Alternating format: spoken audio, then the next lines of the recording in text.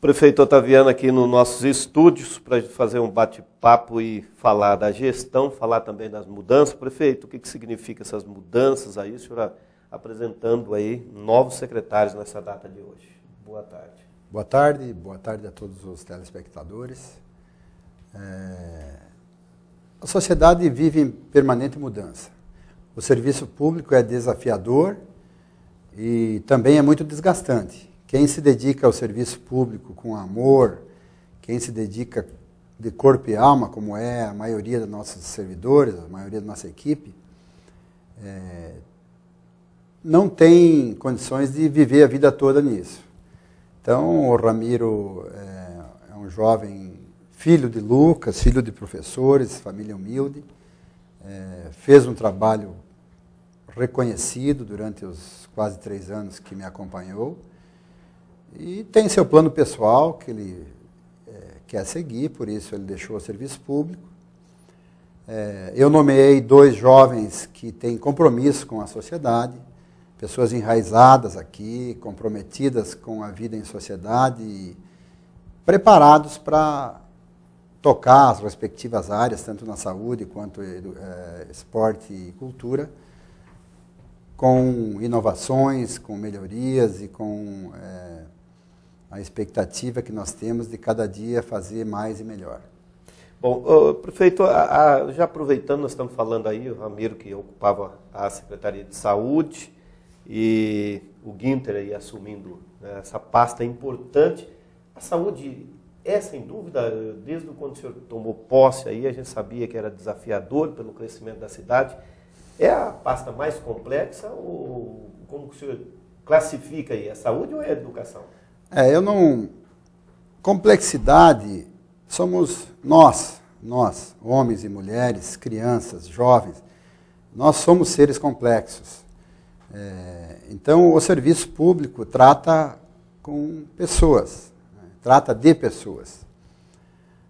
Falar que é complexo, tudo é complexo, principalmente no setor público, onde a burocracia tomou espaço, tamanho, que nós nos sentimos pequenos. Uma dificuldade enorme para transpor esse aparato burocrático que segura os gestores públicos e muitas vezes impedem de fazer as coisas como tem que ser feitas. Então, nós temos, não é de hoje, eu assumi o município pela primeira vez em 97, janeiro de 97, com o compromisso de dar prioridade para a área de educação, saúde e também não deixar para trás as outras necessidades da sociedade. E de lá para cá nós implementamos um novo modelo de construção, tanto no relacionamento com a sociedade, quanto nas obras públicas, nos serviços públicos. E isso é um permanente aprendizado e também é uma permanente busca da excelência, que infelizmente é um ponto quase impossível de se alcançar, especialmente no serviço público. E no município dinâmico como o nosso, que recebe 6, 7 mil pessoas, brasileiros de todas as matizes, todo ano. É muito difícil se acompanhar isso oferecendo serviços públicos de qualidade. Mas o esforço da equipe do município é grande, a equipe permanece, e aí está um grande desafio, que é manter essa equipe motivada. Nós sabemos que os trabalhadores, de um modo geral, não ganham o que mereceriam ganhar, isso porque a sociedade não pode pagar, nossa sociedade é pobre. Lucas mesmo, muitas vezes as pessoas desinformadas falam, não, Lucas é um município rico, por isso vai bem.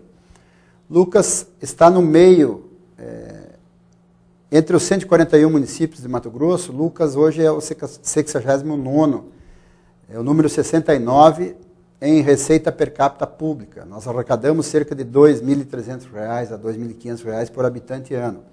Com esse valor, nós precisamos dar conta de todos os serviços que nós fazemos e também o aumento de demanda. Nós temos que melhorar em qualidade e oferecer mais quantidade. É um desafio enorme. A fotografia desse cenário se mostra nos números do município. Há 16 anos atrás, quando eu deixei a prefeitura, aliás, ou melhor, há 12 anos atrás, quando eu deixei a prefeitura, em 2004, nós investíamos 30% do orçamento, sobrava para investir. Esse ano, se tudo der certo até o final do ano, nós vamos sobrar 5%, será aplicado em investimento 5% do orçamento apenas. O resto tudo custo da marca. É custeio. Investimento nos serviços essenciais, e os principais são saúde e educação, que esses dois levam 60% de todo o orçamento do município, cerca de 30% cada um. O desafio é permanente, o esforço fiscal nosso é inspirado na mãe que tem uma família para cuidar, para tratar, com renda baixa, né? Então, o nosso esforço é inspirado nesse sentimento de manter a casa funcionando, sem deixar faltar nada, com o pouco dinheiro que nós temos. Prefeito, no programa de governo do senhor, o senhor destacava que o projeto era de transformar o município numa referência, no município prestador de saúde, de serviço na saúde, na educação, enfim, de vários setores. O senhor está conseguindo concluir essa etapa aí nesse plano de metas do senhor? A partir de 2016, que é o corrente ano, nós vamos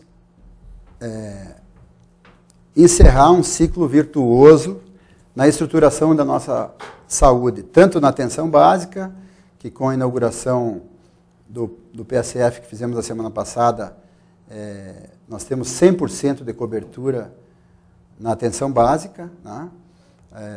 A UPA, que em breve ficará pronta, está já na fase de acabamento da obra, e o Hospital São Lucas, que é uma parceria importantíssima e virtuosa também com a Fundação São Lucas, que vai entregar para a sociedade, até o final de agosto, o novo Hospital São Lucas, que, como já falei inúmeras vezes, será um hospital dos melhores do estado de Mato Grosso, dos mais bem equipados do estado de Mato Grosso. Um hospital que vai atender o público luverdense e de toda essa grande região, dos 14, 15 municípios do consórcio aqui.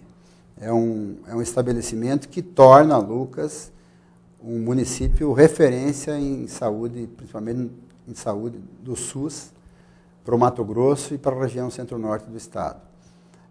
Com isso, nós cumprimos, sim, o sonho, o compromisso que nós fizemos de estruturar o nosso município na área de saúde, sensibilizado pelos reclames da sociedade e pela demanda, pela necessidade reprimida que nós temos, né, a falta do recurso na hora da necessidade, como as UTIs, que já perdemos tantas pessoas por não ter os equipamentos, as instalações adequadas para estabilizar paciente acidentado ou algum caso de urgência, emergência, estado grave. A partir de agosto, nós teremos isso à disposição de Lucas e toda a região centro-norte do estado. Prefeito, essa questão vamos dizer assim, das dificuldades financeiras que o país atravessa, a palavra crise, eu acho que até tem muita oportunidade, estamos num estado aí crescente, apesar de tudo isso. Eu sei que o município também, apesar disso, também tem a receita crescente, não a esperada, mas atingiu fortemente os municípios mato-grossenses e brasileiros? Atingiu muito fortemente. O nosso município, nós conseguimos manter as contas em dia, os serviços na quantidade e qualidade exigida pela sociedade, porém estamos indo para uma situação em que não sobra nada para investir mais. Isso é consequência de um empobrecimento sistemático que aconteceu a partir de 2006, 2007. A partir daí nós começamos a perder, tivemos uma migração muito forte, né? Pessoas em busca de emprego, pessoas de baixa renda, e isso fez com que houvesse uma divisão, especialmente no serviço público e no gasto público, com os luverdenses que já moravam aqui. Um município que tem um perfil dinâmico, uma economia dinâmica como a nossa e tantos outros, posso citar Nova Mutum, Sorriso, Sinop, tendem a atrair muitos brasileiros pelas oportunidades que têm, mesmo em época de desastre econômico como esses últimos 2 anos do Brasil. Nós estamos crescendo, estamos recebendo muitas pessoas e a vida continua. Aumenta os problemas, como o de violência que nós assistimos aqui, mas nós não podemos fechar as portas e nem devemos fechar portas para os brasileiros que encontram aqui um lugar ao sol e uma oportunidade de viver melhor, né?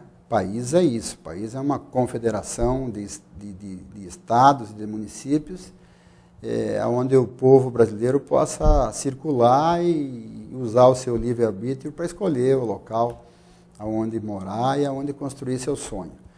Lucas do Rio Verde serviu de palco para muitos brasileiros sonharem e vir aqui construir o sonho. Nós temos que apoiar esse público e fazer o melhor para que os que já estão, são os pioneiros, que, enfim, ajudaram decisivamente na construção da cidade, não percam as suas conquistas, que foram conquistadas com suor também.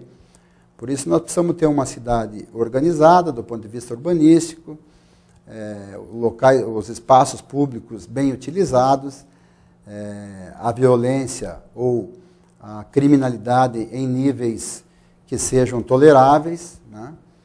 E aí nós precisamos da presença do Estado, que é o único que tem poder de polícia e de manutenção da ordem. Quanto a nós procuramos chegar no limite da nossa incumbência, que é oferecer os serviços essenciais, manter a qualidade do serviço, sempre procurando inovar, qualificar nossas equipes, e também colocar o nosso bloco de esporte, de lazer, na rua, nas praças, para atrair a sociedade para ocuparem seus espaços. É muito importante que cada vez mais as sociedades chamem a praça de minha praça, chamem a escola de minha escola, chamem o PSF de meu posto de saúde. Nós precisamos alimentar esse sentimento de pertencimento, que não é fácil, como eu falo, no município que recebe todo ano 10% da população existente de migrantes. Nós precisamos contagiar esses migrantes que chegaram esse ano, chegaram ano passado, para que eles se integrem à sociedade, tenham um sentimento de pertencimento e ajudem a cuidar do patrimônio público. Nós temos que manter essa cidade ordeira, organizada, para que nós não percamos em qualidade de vida, para que a gente possa espantar o medo que muitas vezes assola as famílias, os homens de bem, as mulheres de bem, por causa dos índices alarmantes de criminalidade. E para isso nós precisamos nos unir em torno de alguns objetivos comuns. O primeiro deles é o pertencimento, o sentimento de pertencimento. Olha, se eu escolhi Lucas para viver, se essa cidade me faz bem, me dá oportunidade, se perto da minha casa tem uma escola, perto da minha casa tem um PSF, perto da minha casa tem uma praça, eu tenho que chamar essa escola, esse PSF, essa praça de meu. E aquilo que é meu, eu tenho que ajudar a cuidar. Isso está faltando na nossa cidade. E eu convoco a todos os irmãos luverdenses para que comece a alimentar esse sentimento. Isso é lucro social. É um sentimento apenas, mas esse sentimento move a sociedade. E se nós começar a chamar de meu aquilo que realmente é meu, só chamar de nosso aquilo que realmente é nosso, nós vamos ter uma cidade muito melhor, a criminalidade vai diminuir e a vida vai ser mais prazerosa e mais feliz. Por isso, é um sonho, mas nós precisamos assumir esse processo de luverdenização, nos tornar luverdenses de fato, começar a criar raiz e fazer a nossa parte para que a cidade não perca o que tem conquistado, que é uma imagem de uma cidade ordeira, uma imagem de uma cidade organizada, limpa, que tem oportunidade para todos ou para quase todos, que oferece uma escola pública digna para todas as nossas crianças, principalmente as que mais necessitam, que oferece uma atenção básica na saúde, perto das suas casas, com um médico, com uma equipe nos PSFs preparadas para lhe atender, que oferece sempre um espaço público para a diversão, para o lazer, para a prática de esporte, para a prática de atividade física, que são as nossas belas praças. Vamos ocupar isso, vamos chamar de meu esses espaços e vamos ajudar a cuidar. E também reclamar, denunciar o que não está bem. Para tudo isso nós temos mecanismos, temos ouvidoria, somos sensíveis aos reclames da sociedade. Quanto mais participação, melhor a vida de todos. Prefeito, o senhor me passava aqui os dados que, 12 anos atrás, 30% sobrava para fazer investimentos em infraestruturas e em diversas áreas, além de manter a máquina. Então, 12 anos depois, o senhor fala que foi reduzido esse investimento para 5%. Confere?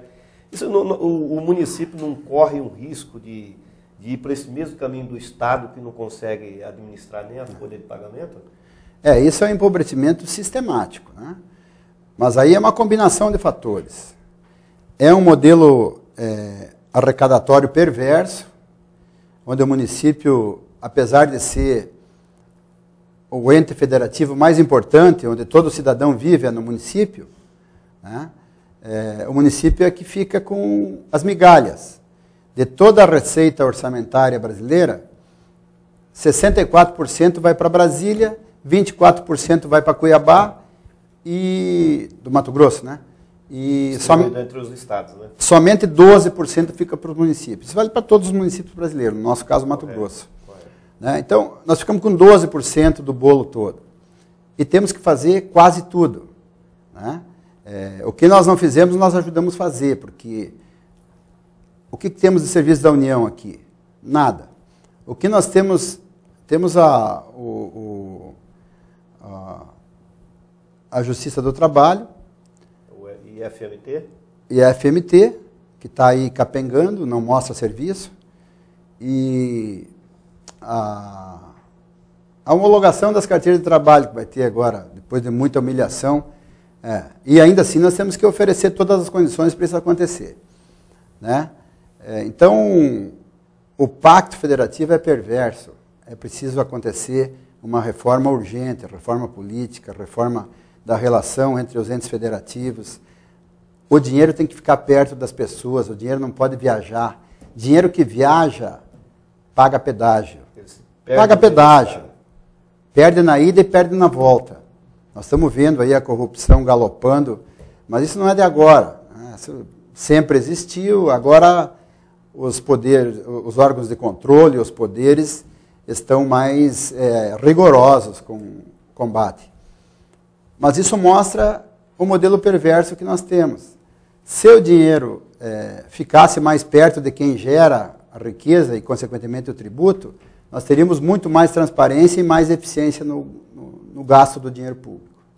Bom, prefeito, é um assunto que é bem, vamos dizer, atual e o senhor domina bastante, que é o agronegócio e a comunidade, lideranças. Aí acompanhei aí, várias reuniões e discussão em torno desse assunto, que é a questão das commodities. Hoje nós estamos com os preços aí elevados, bom para o setor produtivo, o setor primário, mas eu acompanhei também uma nota da BRF aí, que foi publicada, né? Não sei como está este processo, que até ameaçando fechar parte das unidades no país, em várias regiões, devido ao preço elevado que é a base da ração aí para suinicultura, para avicultura. Está acontecendo isso? O senhor está preocupado com essa situação? Isso pode viabilizar essa cadeia produtiva, prefeito? Falar que nós não estamos preocupados com a situação não é verdade. Só que só preocupação não adianta. Então, eu, apesar de tudo, sou muito otimista. A BRF e outras empresas que são públicas, né, que são listadas na Bolsa e que têm governança, são parecidas com governos. E, às vezes, a gente recebe notícias surpreendentes porque essas decisões são tomadas numa sala de conselho lá em São Paulo, geralmente, e aponta aqui, toma conhecimento e cumpra-se, executa-se.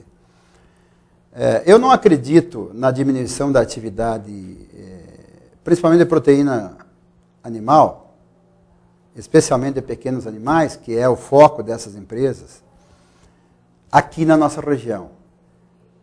O endereço de produzir frango e suíno de baixo custo, com alto status sanitário e com qualidade, é Mato Grosso, especialmente a região da 163.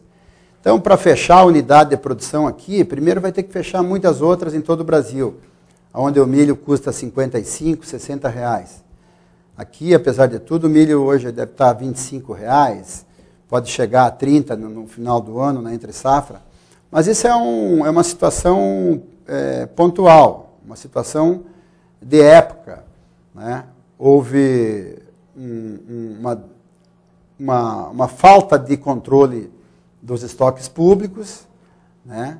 Política pública para a agricultura zero, muito perto disso, né? O governo não se preparou com estoques para participar na entre-safra, para regular os preços, portanto, as empresas fazem suas cotas de exportação de milho e executam, né?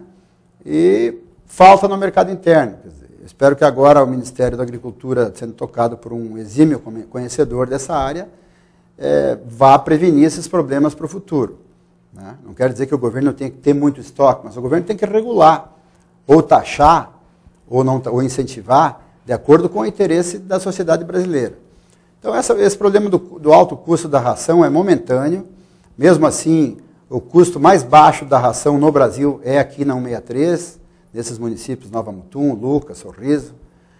Não tem no Brasil custo mais baixo que isso. Então, eu acredito que o custo baixo, somado às condições zootécnicas que tem para produzir aqui, a regularidade da temperatura, que nós não temos praticamente frio durante o ano, portanto, instalações mais baratas, o desempenho zootécnico sabemos que é bom, que é excelente, fora os problemas de sanidade que se uns têm, outros não têm. Mas o fato é que nós temos vocação para produzir soja e milho, que é proteína e amido vegetal, e transformar isso em proteína animal. Nós somos campeões em eficiência nessa área. Eu não acredito que a BRF ou qualquer empresa que esteja nessa região vai diminuir a atividade. Pode ser que em um determinado momento, mas o projeto de todas é de ampliar, de aumentar a produção. Bom, prefeito, nós vamos fazer um breve intervalo comercial e nós voltamos na sequência para falar aí do novo proposta, do novo FETAB, né, da tributação da agricultura, greves dos servidores estaduais que prejudica sensivelmente o nosso município, todo o estado, e também sobre eleições 2016. Voltamos já já.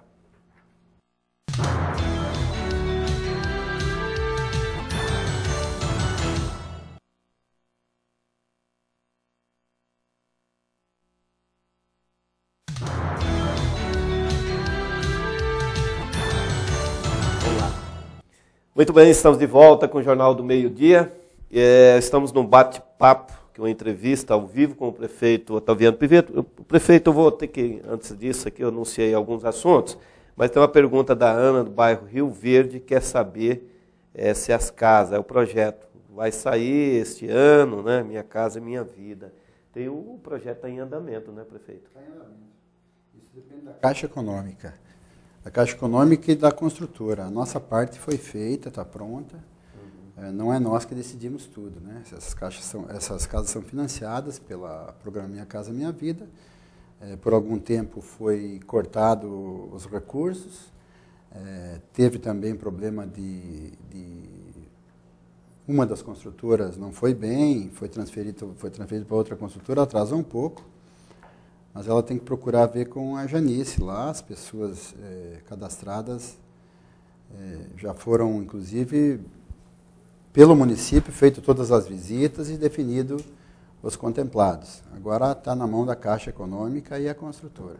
Tá certo. Bom, voltando, como destaquei no bloco anterior, a Assembleia, Governo do Estado de Mato Grosso, aí, com a finalidade de aumentar a receita, está discutindo aí a proposta do novo FETAB, né, a tributação aí das commodities, né, da agricultura. Como que o senhor está analisando? O senhor está acompanhando de perto e certamente é consultado nesse assunto.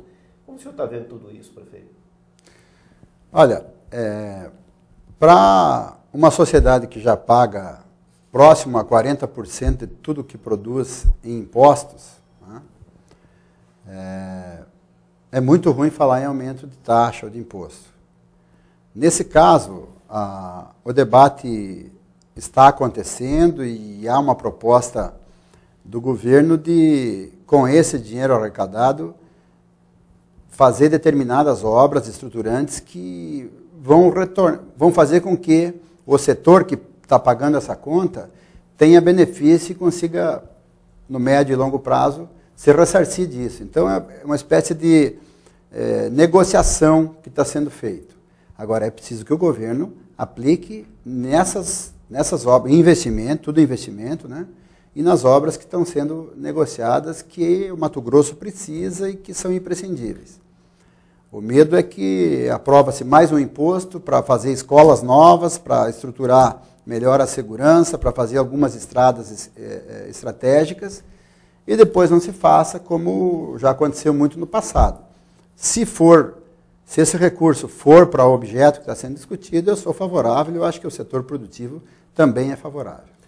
Prefeito, a greve, como o senhor está vendo aí, eu falava dos prejuízos que tem para a sociedade de uma maneira geral, a greve dos servidores estadual. No município o senhor conseguiu negociar com a categoria e, é claro, parece que até foi um bom senso aí de ambas as partes, não teve nem movimentação no sentido de greve. Mas já no Estado, já temos aí quase um mês e a situação tende-se a estender.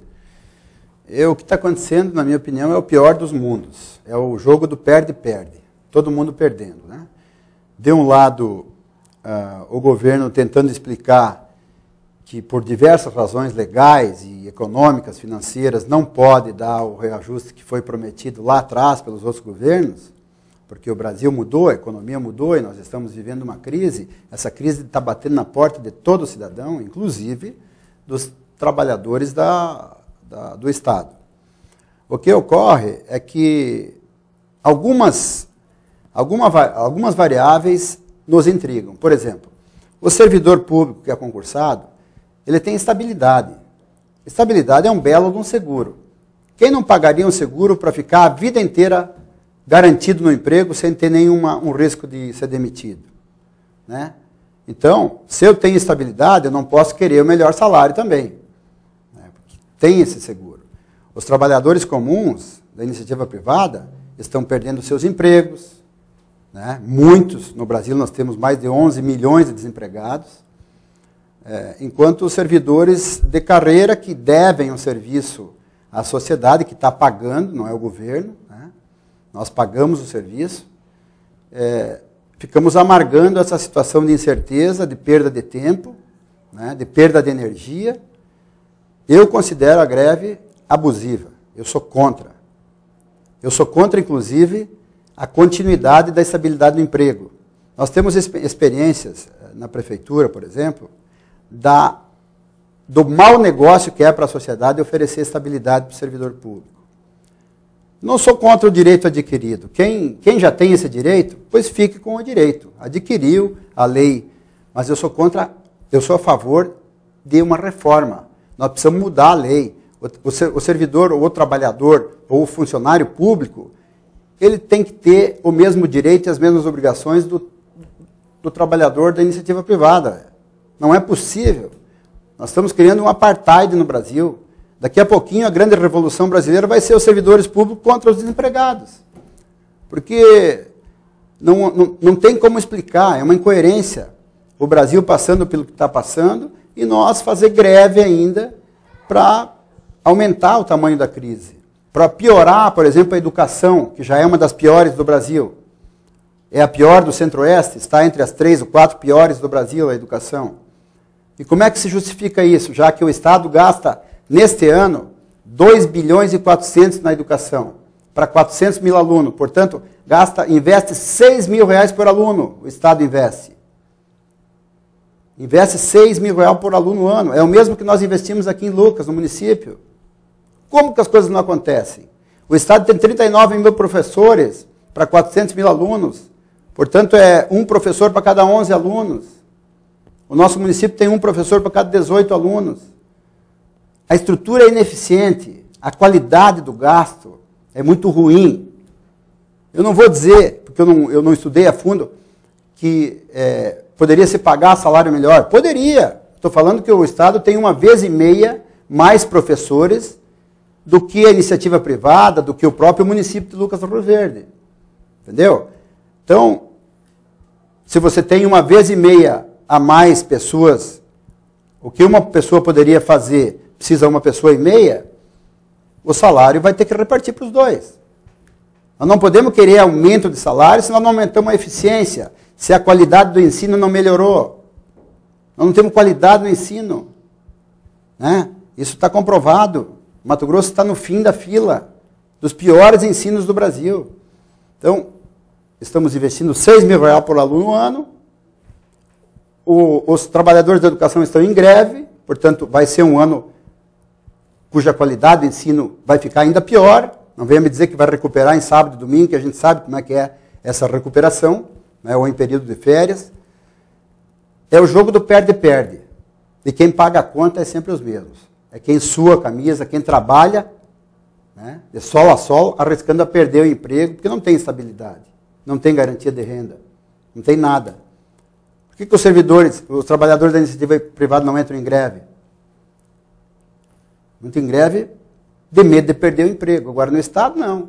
Dá para cruzar os braços, dá para botar a faca no pescoço, exigir tudo de todos. Está errado.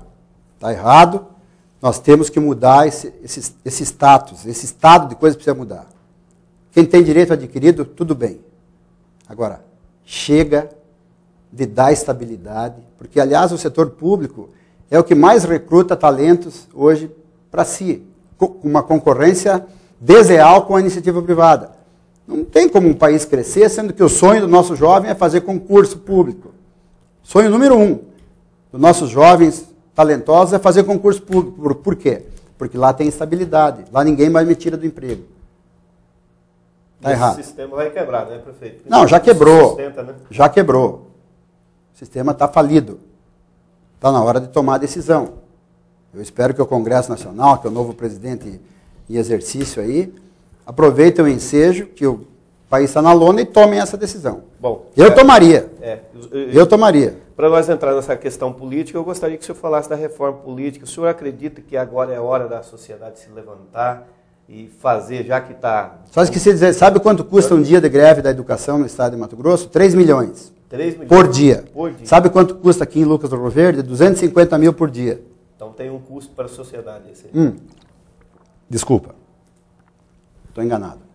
Aqui são 5 vezes 6, 30. 3 milhões por mês, desculpa. Aqui.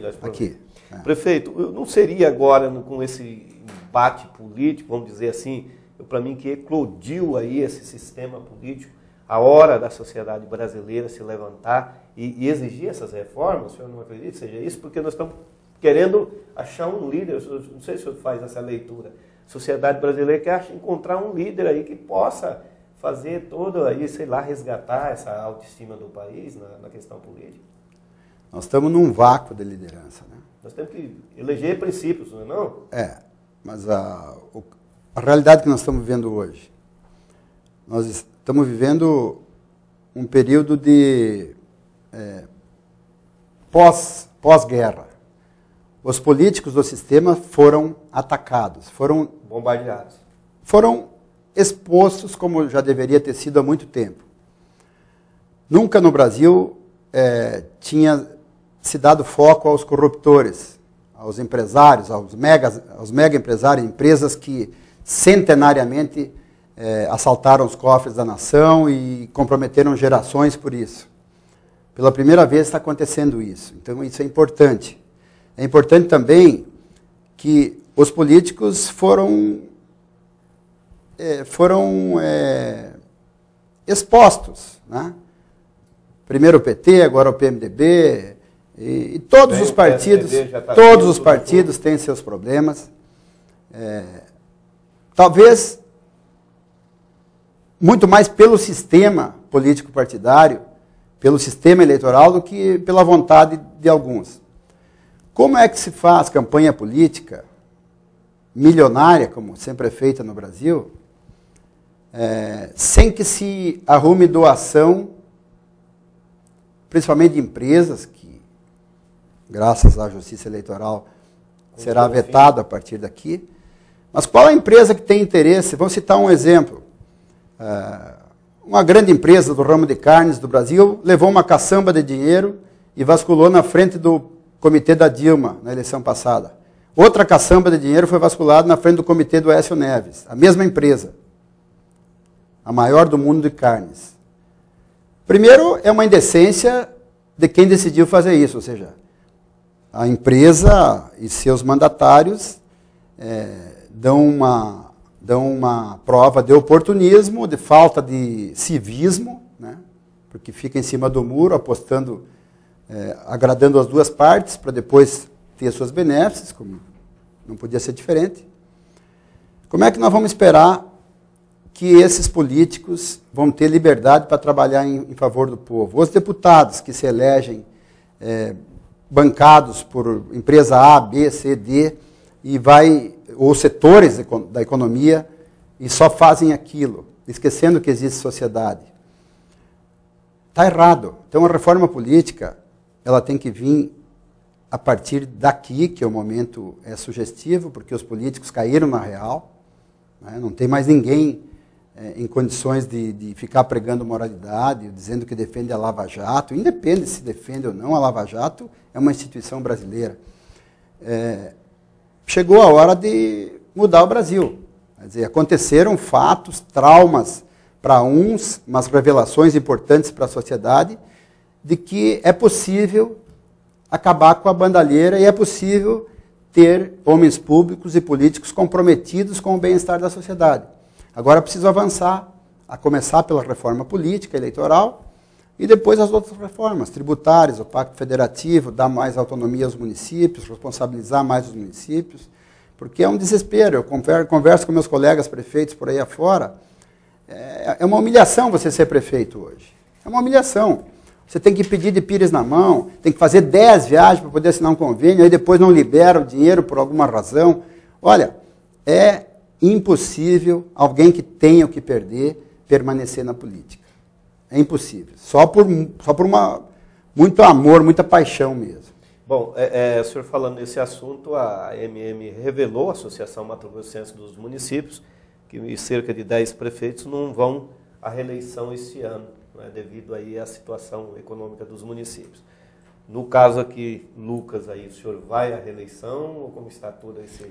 Você tem pretensão? A minha vontade, já coloquei a público há mais de ano, é fazer o sucessor, ou seja, participar do processo político, ajudando a organizar, fortalecer talvez o nosso grupo, com atores que não seja eu. Então, nós estamos trabalhando para isso. Eu, sinceramente, não gostaria de ser candidato novamente, porque eu acho que a minha contribuição aqui eu já dei e eu me sinto realizado com isso. Sou muito grato à sociedade que confiou em mim por 3 vezes, 12 anos. E está na hora de nós fazer sucessor. Está na hora de nós estimular os jovens, as futuras gerações, para irem se inteirando, assumindo e levar o município adiante. Então, esse continua sendo o meu plano e nós estamos trabalhando silenciosamente para isso. O senhor acredita que vai dar certo? Eu acredito que vai dar certo. Bom, nos bastidores também, eu acompanho o Estado aí, falo também que o senhor será um forte candidato ao Senado aí nas próximas eleições aí estadual. O senhor está sendo delineado esse projeto, mesmo uma vez que o senhor saiu até do PDT, que o senhor jurou que não ia sair do PDT, não é mesmo, prefeito? Não, as razões pelas quais eu saí do PDT é que eu não deu mais para suportar a fidelidade do nosso presidente, do Carlos Lupe, que é meu amigo, a um grupo que destruiu o Brasil, destruiu os empregos no Brasil, empobreceu as famílias, acabou com o poder de compra do trabalhador. Por essas razões, eu insisti, participei por muito tempo, tentando motivar o meu partido a não ficar atrelado a esse projeto, fui vencido, e aí eu não vi outra saída a não ser me retirar do partido, que eu não coadunava mais com esse sistema. Se o meu inspirador, um deles, que é o Brizola, estivesse vivo, ele não estaria certamente apoiando a presidenta Dilma durante todo esse tempo e até o final, como foi o PDT. E esse projeto do Senado? Não existe projeto do Senado. Não, eu não tenho certeza nem do que vai acontecer este ano, que fará 2000. Eu nunca fui de ficar fazendo planos para a política. Política, para mim, que tenho minha vida resolvida, é uma consequência. Se eu for útil, estiver preparado para um determinado desafio, e momentaneamente eu estiver disposto, é a soma dos fatores necessários para mim enfrentar ou não. Né? Eu nunca fiz plano. Nunca fiz plano em política. As coisas foram acontecendo, tive oportunidades, a sociedade me confiou o primeiro mandato em 96, o segundo em 99, 2000, né? O segundo em 2000, o terceiro em 2012, além do mandato de deputado também. E eu acho que eu já dei minha contribuição, é isso. Prefeito, quanto àquela questão do Tribunal de Contas da União, para o senhor, na questão não é um impeditivo legal, não é um impeditivo legal. É uma restrição de uma conta que não foi aprovada, por razões que todo mundo já conhece, da compra de um ônibus médico odontológico, mas que nós provamos que não houve dolo, tanto que o próprio Tribunal TCU reconhece que não houve dolo, que não houve má-fé, que foi devolvido R$ 27.500, nós tínhamos R$ 137.500 para comprar o ônibus.